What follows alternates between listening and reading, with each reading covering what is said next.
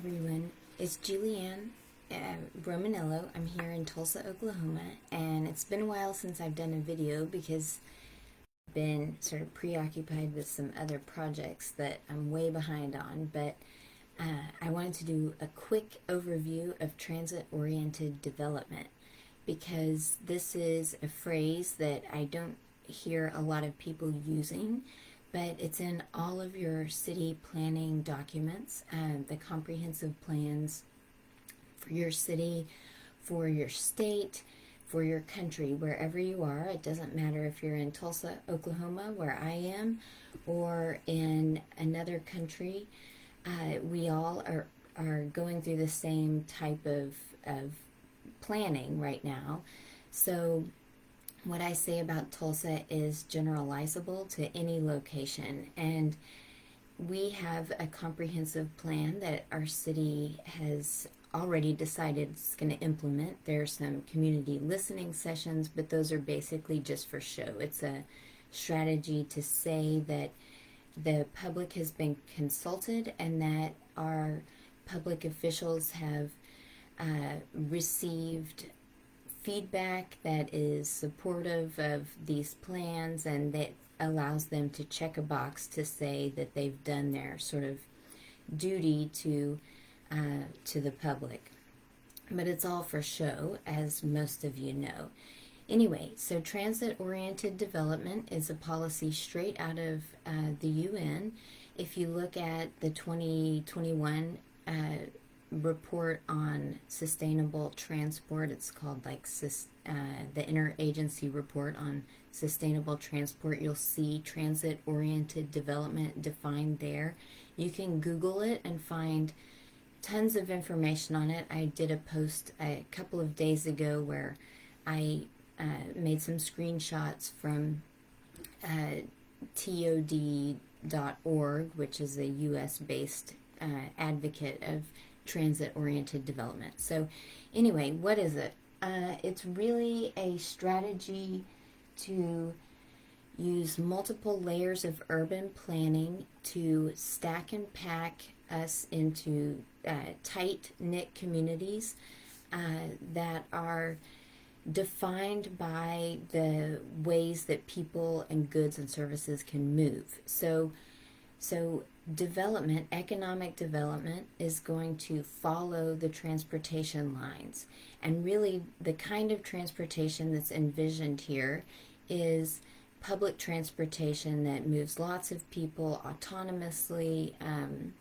It's not your personal vehicle that you are probably used to and don't want to give up, but that kind of transportation or mobility solution is not sustainable for any number of reasons that the UN has and that our globalist resetters have. It produces too much emissions, it takes too long, the congestion is there, you're going to hit pedestrians, so there's a safety risk. Cars are something that they want to get rid of, so they're going to advocate for sustainable solutions, which are autonomous vehicles, mass public transit, biking, scooters, and the like. And your city council or your regional government is trying to ensure that we move all of our businesses, all of our hospitals, education centers, recreation centers in close walking distance to those new transportation hubs. Excuse me. So I hear a lot of people in the US say, oh, look what they're doing in the UK or in Australia. They're doing these 10 to 20 minute walkable, livable cities. And doesn't it sound terrible? Yeah, but that will never happen here. Thank goodness. That's what I hear. Well, it is happening here. The U.S. Department of Transportation has advocated a policy of transit-oriented development, and like I said, you can find it in your city's comprehensive plan or your region's comprehensive plan. It's all there. Just look for that phrase. So this is the route to a 10 to 15 minute walkable, livable city. And we know that those are all buzzwords. Okay, so it's a comprehensive strategy to align all kinds of land use, economic development, um, parks and recreation spaces, everything around these established corridors of transportation. Some of the buzzwords that you will see associated with TOD, transit-oriented development, are vibrant, livable, sustainable, compact, mixed use, high density, revitalization, placemaking, regional planning. They're walkable, pedestrian-oriented, people-centered, high quality, then you name it. The phrase mobility solutions is one, renewal, place-based, urban design, and community-oriented. That's just a handful of the buzzwords. I always say that you should follow the buzzwords because they are a surefire way to identify any type of reset program. If you know those buzzwords, resilient, innovative, collaborative, I can name off so many of them because they're used over and over and over again. And those are key so that you can know what programs are associated with the reset and you can steer clear of those. You can say, no, we don't want that. But this is a list of buzzwords that are particularly associated with transit-oriented development. Excuse me. So we have many different people who have already decided what routes need to exist. They've been putting them in the works through beltways and construction projects to widen some highways and make them more desirable to travel on, and let other streets and roads and corridors go to potholes. Literally. And in your comprehensive plan, you'll see that they talk about making development fiscally responsible. And what that really means is ensuring that new development occurs only where existing infrastructure supports it. So they're letting a lot of roads and utilities and other types of infrastructure sort of crumble so that those areas, it won't be fiscally responsible to develop them. And this is a strategy really to control where economic activity can occur, where people can live, work, and play. That's another buzz phrase, live, work, and play. So you're going to see that cities are going to say, well, we don't have the money to fix these areas that are they're dilapidated. So we're going to concentrate our resources on the city centers, which might be in better repair, and they're going to do preventative maintenance there instead of fixing things that have already broken that are on the outskirts of town. And all of that contributes to a strategy to centralize people into very dense urban centers. So that's the gist of transit-oriented development. If you know what Agenda 2030 is, this is exactly it, and I'm just giving you another phrase that you can use to help identify these New World Order programs. So it's a strategy to ensure that economic development occurs within certain geographical limits that coincide with sustainable transportation options. Many cities might not have a robust network of public transportation, and in the U.S. we have a big infrastructure bill that wants to help cities build it. Well, people don't exactly want that. As far as I know, most people want to sort of stick with what they know, stick with their vehicles, and people don't have the money to afford a new infrastructure program and the tax burden that will impose on us. So our resetters have found a very sneaky way of selling it to the public. And that has to do with telling us that they're going to use innovative financing tools so that the benefits, the economic benefits that come from transit-oriented development can be returned back to the public that has funded the buildup. Let me just reiterate that this is not a buildup that most people want. It's a buildup that we're told must happen for us to survive in the new economic conditions that have occurred since 2020, or since 2008, or wherever you want to mark the big shift. But we're told that this is inevitable. If we want to be competitive, you have to have these public transportation networks, and then they're going to find a way to make sure that it's worth the money that we pay for it, okay? So how do they do that? Well, let me back up just a minute, and I've written down a quote, and I'm not sure you can see this very well, but we'll go with it anyway.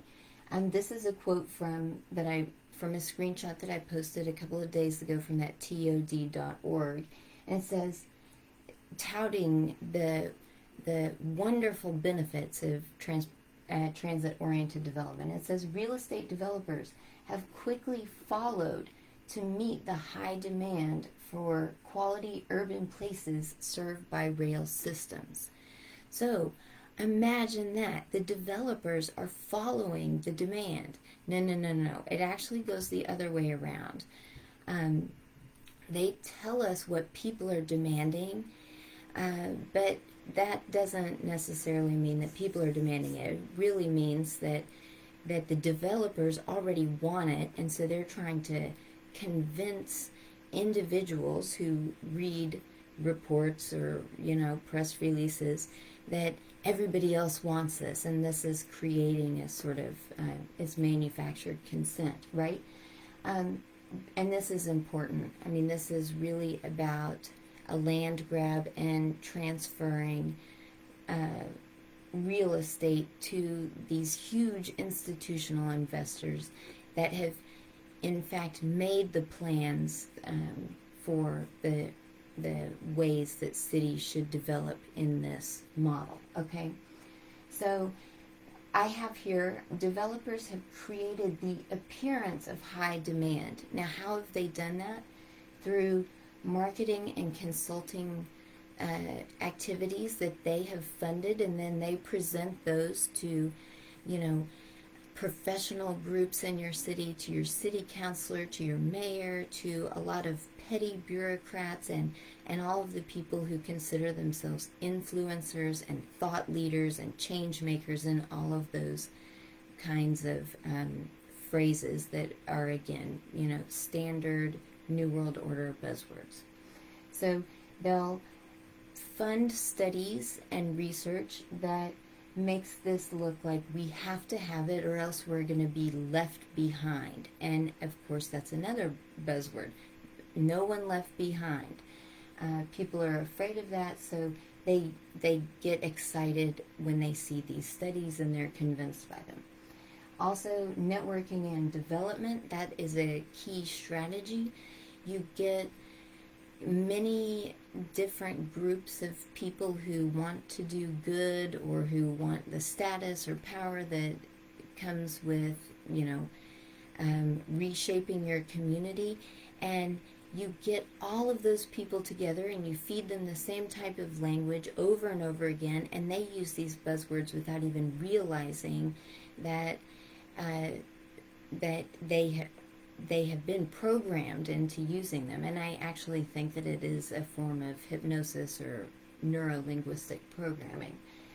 But you get lots of people working together and not interacting with those who have views that don't support the agenda, okay? So it's an echo chamber.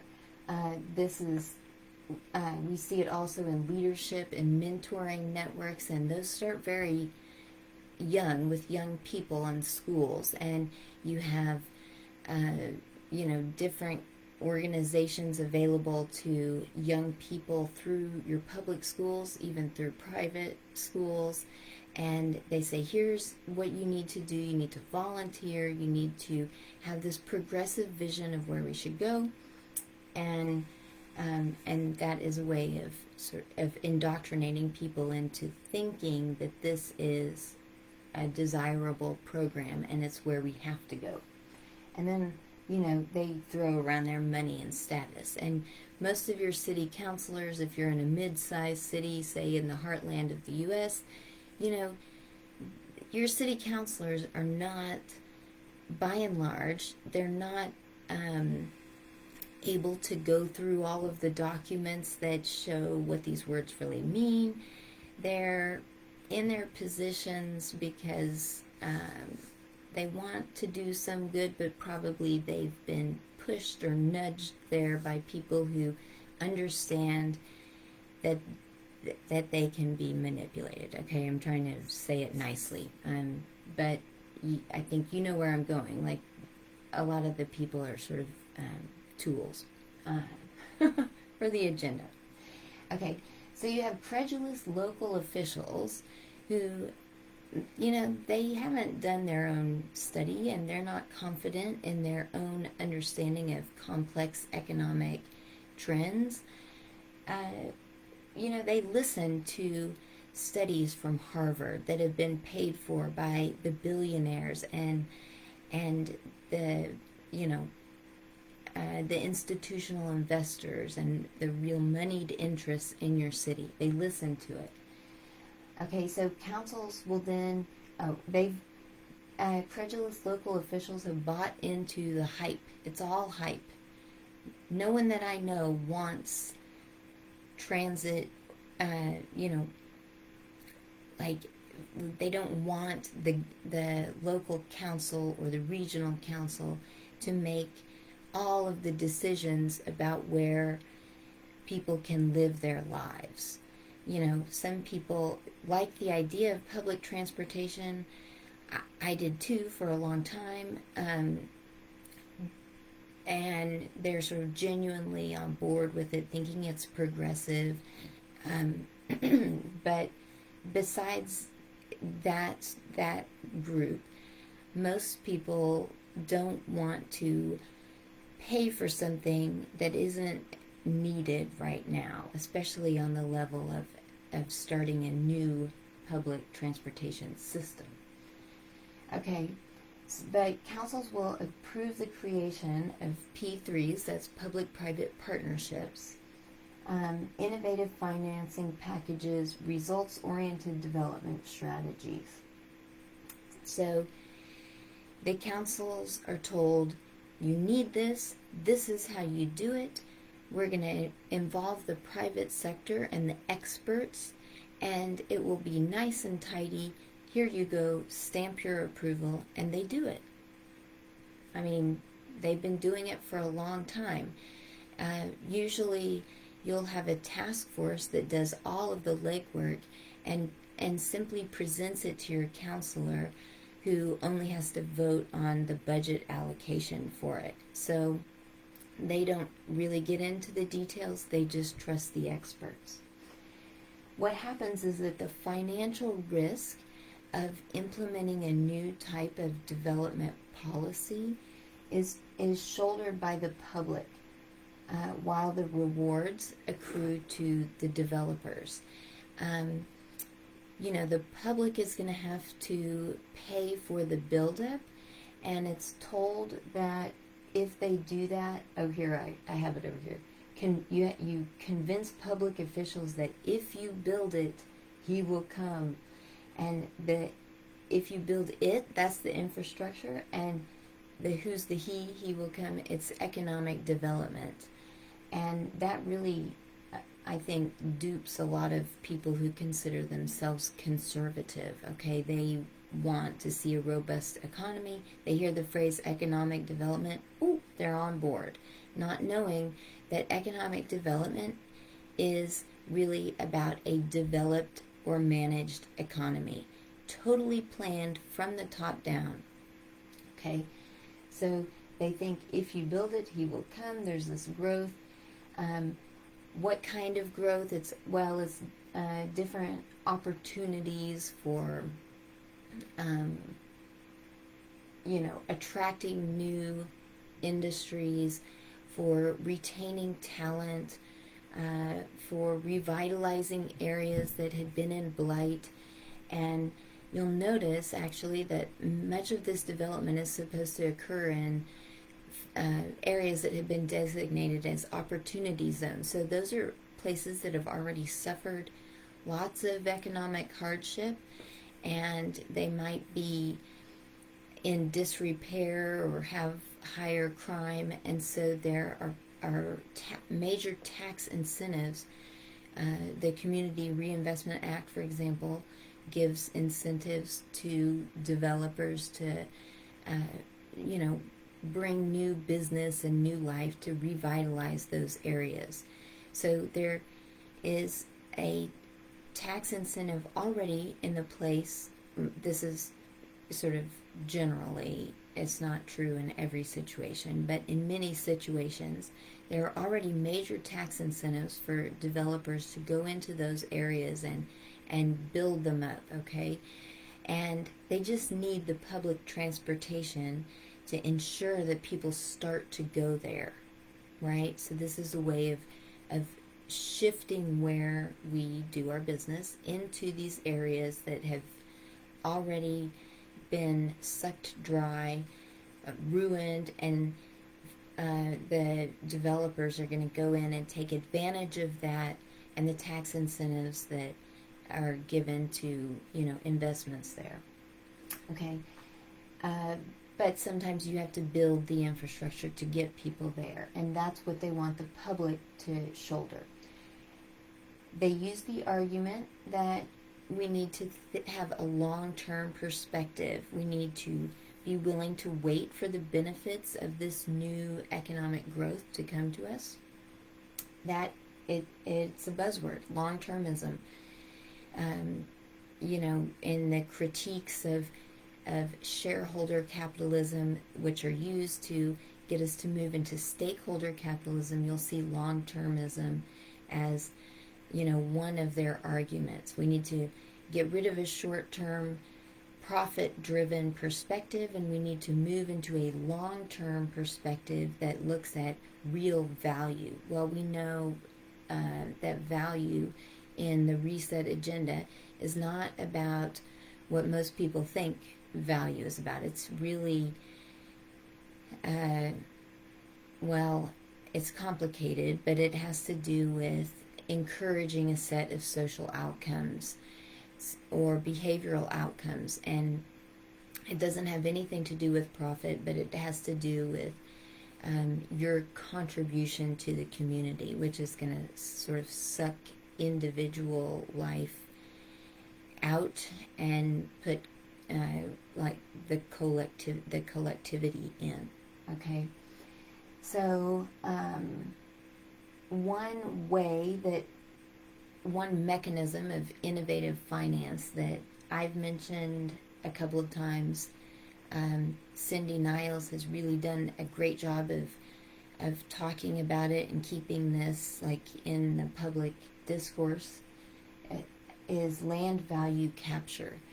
So you'll see institutes like the Urban Land Institute or the Lincoln Institute of Land Policy, I can't remember exactly what it stands for. They will argue that the areas around the new public transportation buildups will increase in value. So you will have a reassessment of the land that is around where a new, say, public transportation terminal is to be built, and they will be charged higher taxes. The tax burden on those areas will be much higher. Now, if we think about this, any small individual property owners who have land where the new infrastructure buildup is supposed to occur, they're going to have an enormous tax burden imposed on them. Maybe they'll be able to pay it, maybe they won't, maybe it just encourages them to sell their land, who knows. But we're seeing a reassessment of land value based on this speculative future situation. And where that's one of the externalities that is not talked about when you look at this innovative financing mechanism. Instead, what we hear is that when the developers who have businesses around these transportation hubs start making revenues, they're going to be taxed at higher rates, and then that's going to be returned to the public purse. Well, that's all a fiction at this point. So selling the public on a massive tax burden to build the infrastructure does not guarantee that the development and the tax revenues will actually come in. It doesn't guarantee that the public will be paid back. And we have the added externality that small property owners will be forced to sell their properties because of this higher tax burden to these large developers that are simply waiting, for those properties to go on the market. So, it is a way of ensuring that the perception of value of a valuable area, or what might be valuable in the future, becomes the capital that backs our investments today and our tax burdens today. Let me just close this up because I wanted to keep it short by saying that we really need to evaluate these policies by looking at the Smart City program as a whole. So,